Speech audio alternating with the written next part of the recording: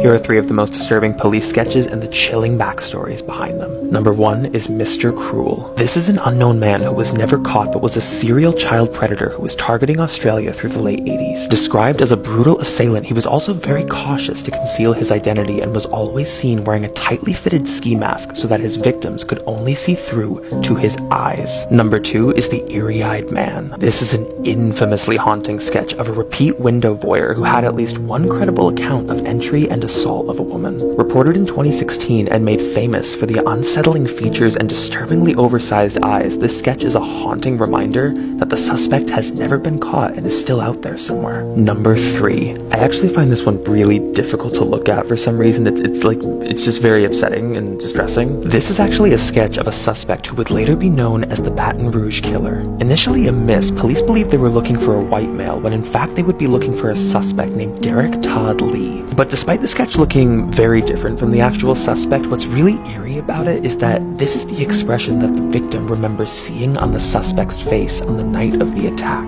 I don't know if it's the slightly distorted features or it's that kind of emotionless stare, but there's something about this picture that just doesn't sit right.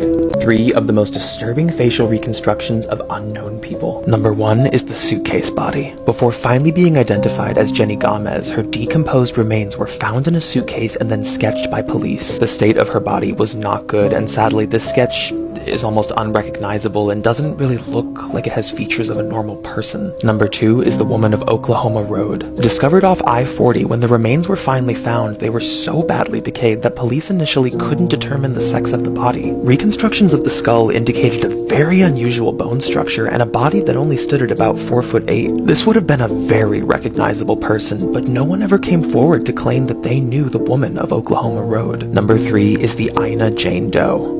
I don't like looking at this picture at all. It's really, really bad. It was in 1993 that the severed head of a disabled woman was found by a group of children in Illinois hanging from a bush. An attempt was made to reconstruct her features, but no one ever identified her. It was deemed as pretty unusual that a disabled woman wouldn't have anyone identify her, as she most likely had contact with either doctors or even a caretaker at some point. The Ina Jane Doe remains an unknown, and this reconstruction is by far one of the most disturbing. Imagine if your grandparents just disappeared, like completely without a trace. Welcome to Creep Time on TikTok with Silas Dean. This is the haunting story of Charles and Catherine Romer. On April 8th of 1980, a wealthy elderly couple named Charles and Catherine check into a Holiday Inn right off I-95. They're just on their way home from a vacation. But to put this in context, this wasn't a usual choice for them. These were 2 very well-off people, so to choose a Holiday Inn, it wouldn't have been typical of them. But not long after checking into their room, the couple seemingly vanished. After 2 or 3 days, hotel management became concerned that they hadn't seen the couple leave their room, so they went to go check on them. This was only to find that their room had never been slept in. Inside the room were all of their clothes, their travel diary, and over $60,000 of Catherine's jewelry. Hotel staff then goes out to the parking lot and finds that their car is missing, but no one ever saw them leave. At the time, only one witness comes forward saying that they saw this car miles away at a restaurant circuit, but after they interviewed people at the restaurant, nobody remembered seeing this couple. Despite search efforts, they were never found after that night, and no one really knows what happened to them. Here are 3 of the most disturbing police sketches and the chilling backstories behind them. Number 1, the Night Stalker. Easily one of the most haunting and well-circulated sketches of the 80s, the Night Stalker terrorized Los Angeles. Described with a wretched smell and rotted teeth, he'd spent months breaking into homes to brutally mutilate seemingly anyone. Number 2, the Zeb Quinn Woman. This was a digital composite created of the suspected woman who was last seen in Zeb Quinn's car. If you don't know the story, Zeb was 18 years old when he disappeared. Only his car was found with a pair of lips drawn on the window with lipstick and a live puppy inside. Witnesses reported seeing this woman driving the car, but she was gone before the car was reported. Till this day, Zeb has never been found, and they have never been able to identify who this woman was. Number 3, the Lake Bodom Murderer. In 1960, 4 teenagers camping at Lake Bodom were bludgeoned and stabbed through their tent with only one survivor. Witnesses who were up early that morning reported seeing this man running from their campsite around 6 a.m. The man was never identified, but a photo cropped up from the funerals of the teenagers, showing a man who bore a striking resemblance to the suspect. This was also a man that no one claimed to know. All investigators have ever been left with in the case is this sketch.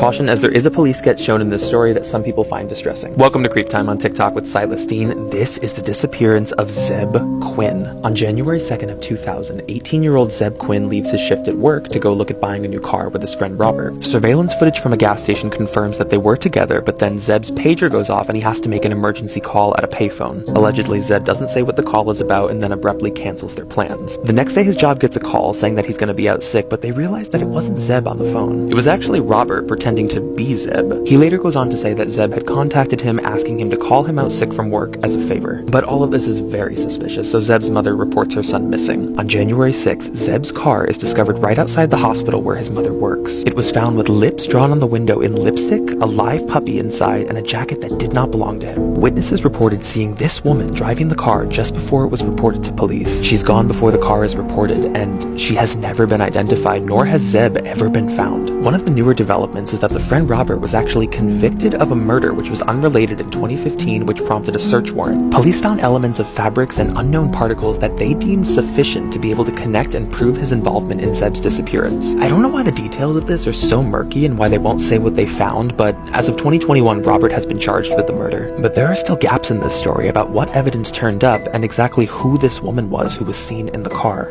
3 of the most disturbing facial reconstructions of unknown people. Number 1 is Septic Tank Sam. Many people find this reconstruction to be very unsettling, but the context of the victim is actually so much worse. Discovered by a couple in 1977, the body had been stuffed into a septic tank and was wrapped in a yellow bedsheet. His remains had suffered such severe beatings and torture as well as sexual mutilation, it took them months just to determine the sex of the body. Decades later, through DNA evidence, they were finally able to determine that these were the remains of 26-year-old Gordy Sanderson. However, the nature of the murder has never been determined. Number 2, Maria. Discovered in 1952, the remains were found in Black Hawk, Colorado, and they effectively named her Maria until they could determine her identity. But they never did. Examiners found that she had been struck in the head and that she may have been burned alive, but they're not certain. This reconstruction is pretty indicative of very early techniques and sadly wasn't very helpful so they could identify who she was, and she remained Maria. Number 3, the Montrose Jane Doe. This was a really horrific restoration that was later revised into something that would be more recognizable. The cause of death was never determined, but the suspicious nature of the body indicated this was most likely a homicide. Her older reconstruction was later archived as more modern composites were made.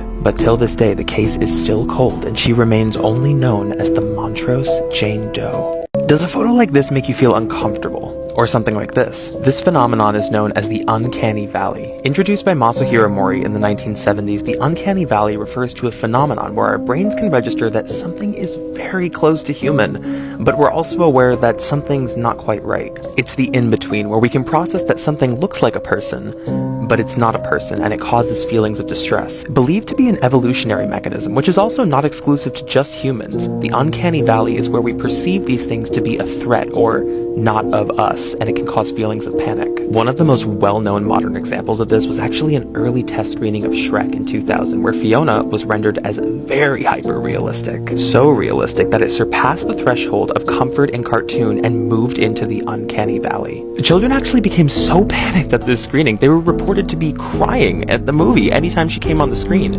The entire film had to be halted and she was re-rendered. I'm not sure if this was the actual earliest version of Fiona that made it to the screening, but to put this in context, the one that made it to worldwide theaters is right above. But I did happen to find this monster from some of the early test footage of Shrek. The Uncanny Valley is still a widely unstudied phenomenon, but it continues to become more and more pervasive in entertainment as well as our modern animation. How is it possible for an entire group of people to hear or see someone who doesn't actually exist? Welcome to Creep Time on TikTok with Silas Dean. This is the unexplained mystery of Frida Sofia. In 2017, Mexico was hit with a devastating earthquake that crushed multiple buildings. One of those buildings being a school right in Mexico City. There were, of course, numerous children and adults who were trapped under the rubble, but there was one girl in particular who caught the attention of the media. A 12-year-old girl trapped under the debris who was responding to rescuers saying that her name was Frida Sofia. There was round-the-clock coverage, and a nation assembled around the story of Frida, and she became a symbol of hope in these efforts to rescue the children and her. Rescuers and journalists had multiple accounts of speaking with Frida and confirmed that she was far down beneath the rubble underneath a piece of granite but physically stable. There are some responders who report even seeing her wiggle her fingers far down through a crack in the debris. But here's the problem. Frida did not exist. The school actually comes forward and makes a statement saying that they have all children accounted for and they have never had a record of a girl named Frida Sofia. Multiple stations and people of leadership have to come forward and make statements of retraction and say that she's not down there, she never was, and she's not real. Suspected of being one of the largest cases of mass hysteria in modern history, it is completely unexplained how there were so many separate accounts of people who claim to speak to her or even see her beneath the rubble. Ultimately, the existence of Frida is a complete mystery, and there are still some people who believe she was really down there in that debris. Welcome to Creep Time on TikTok with Silas Dean. Here are 3 unexplained photos and the chilling backstories behind them. Number 1. Motion detected. Shared in 2017, this was a photo alert sent to a man's phone when it was captured on his motion detection camera while he was out. Initially, when spotted, he panicked and assumed this could be a break-in, but the home was found without any trace of an intruder and nothing had been moved or stolen. All that was left was this image showing that someone or something was in that house. Number 2. Dry dock. In 2014, a dry dock ship was in the process of being dismantled. A single foreman was instructed to show pictures showing the exterior and interior to date progress. While traveling through the dark of the ship, only lighting his way by flash and lantern, he later realized he caught this picture. When enhanced, an unknown man holding an axe can be seen lurking within the dark of the ship. The ship was searched by a military team, but no one was ever found, and there is no security footage showing anyone leaving the ship to the dock. Number 3. Stairway to Heaven. The Haiku staircase in Oahu, Hawaii is largely forbidden due to the dangerous drops, but in 2015, 18-year-old Dalen Pua decided to climb it solo while sending pictures to his family. But after sending some of those final photos, he was never seen again. A search suspected that he may have fell, but that wasn't the case. His body was never found, and search canines couldn't detect where his scent had gone. The final photo he sent that morning was re-examined and found something chilling. When zoomed in, you can clearly see the outline of an unknown man who was crouching nearby in the woods. The man has never come forward, and Dalen's disappearance remains unknown. I've never researched a case that has had more unexplainable circumstances than this. This is the mystery of Dyatlov Pass. For those who aren't familiar with the story, this is in 1959 when 9 experienced Russian hikers are reported missing after a mountain expedition. A search crew was sent to look for them, and what they found was horrific. Their tent was there, but it had been cut from the inside as if they were trying to escape it. The search party that was there didn't find any evidence of a threat outside of the tent, so why they cut their way out was completely unknown. But even stranger than that, the footprints that were found outside of the tent indicated that after they cut their way out, they weren't running.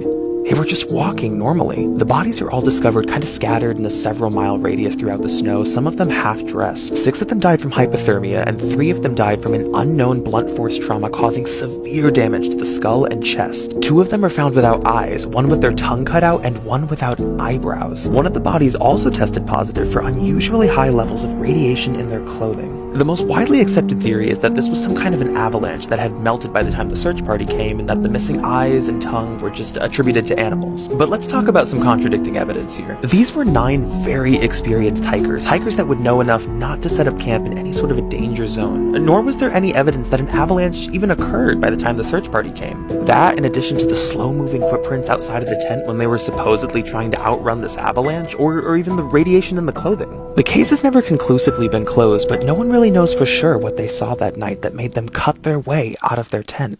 3 of the most disturbing police sketches and the chilling backstories behind them. Number 1. The Handyman. On the night of June 5th, 2002, 14-year-old Elizabeth Smart was abducted from her bed at knife point by this man. Her little sister was right in the same room pretending to sleep while everything went down. The immediate suspect was a handyman who had worked on the house just a few months prior. Despite being chilling, that sketch actually led investigators on a credible tip that took them to Brian Mitchell and his wife, where they had been keeping Elizabeth in remote captivity for 9 months. Number 2. The Newborn Woman. On March 10th, 2007, at 1:20 in the morning, an unknown woman was seen roaming the hospital floor at Lakeside Hospital. Dressed as a nurse in scrubs, she abducted a newborn baby girl that night and then seemingly disappeared. Through anonymous tips, she was located within 48 hours, but the way she was able to scour the hospital and evade security remains completely unknown. Number 3.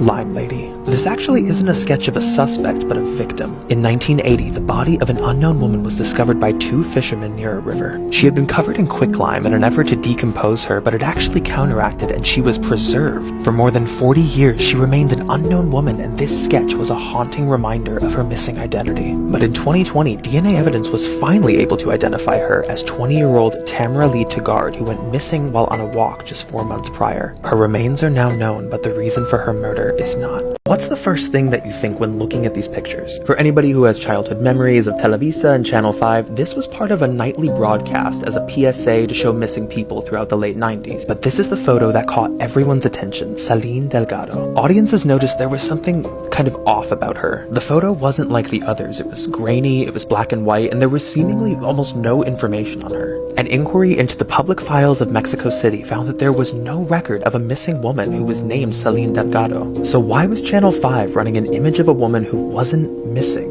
Sleuths Online did a composite cross-comparison where her image was uploaded to a 3D modeling program and proven that it was an amalgamation of other images and that she wasn't a real person. But why? Things remained pretty quiet until that of late 2019 when Channel 5 began posting strange content without explanation. Every night around 3 a.m. there were a series of disturbing video clips that were posted to their public-facing Twitter account and then immediately deleted. But there was one video in particular that reignited the eerie feelings around Delgado. This video, entitled Celine. In it can be seen a distorted compilation of clips around an unknown woman, and then it was deleted immediately after posting. But truthfully, from a rational perspective, I could chalk this story up to any number of explanations. It could be hoaxes, it could be hackings, it could even be marketing. But the really strange part to me is why they would intentionally choose to show an image of a woman who didn't exist, and do so quietly for so many years. This is True Crime by State. Today we are starting with Alabama. I'd completely forgotten this story took place in Alabama at all. It is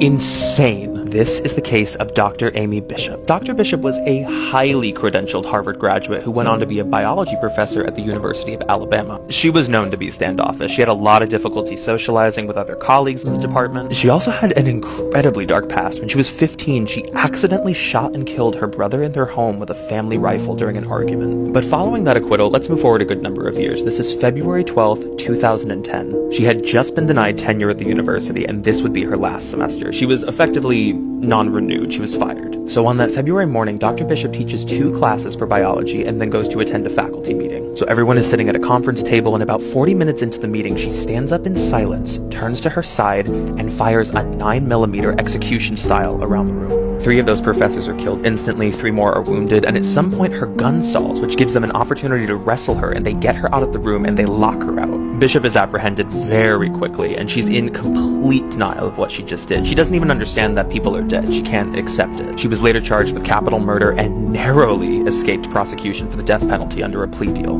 The case of Dr. Bishop has haunted the university for years as to how someone who was capable of such atrocities was seemingly able to fly under the radar as more than just normal, but actually exceptional in academia. This is True Crime by State. Today we are covering Alaska. I went through a lot of cases for Alaska, but there was nothing that compared to Robert Hansen. Outwardly, Robert was a pretty successful person living in Alaska throughout the 70s and 80s. He owned a bakery, he had his own home, he even had a small private plane, and was a pretty accomplished hunter. But Robert had a dark past. He grew up with severe acne and a horrible stutter, and was often the subject of ridicule and rejection from the girls he liked. But in his twisted mind, that rejection bred a lifelong justification for revenge. It was routine for Robert to abduct young women in his car and then bring them home where they were tortured and assaulted. He'd then fly them on his private plane to a remote location to then release and hunt them through the woods as if it was sport. But it all changed with Cindy Paulson. When Cindy was captured, she was tortured and then handcuffed, and then she was brought to board his plane. While he was in and out of the car while loading the cockpit of the plane, she saw her chance. He had left the door unlocked. She kicks off her shoes to leave them in the car as evidence, sneaks out the driver's side, and makes a run for it. She gets away, but when found by police, they start to discredit her accusations because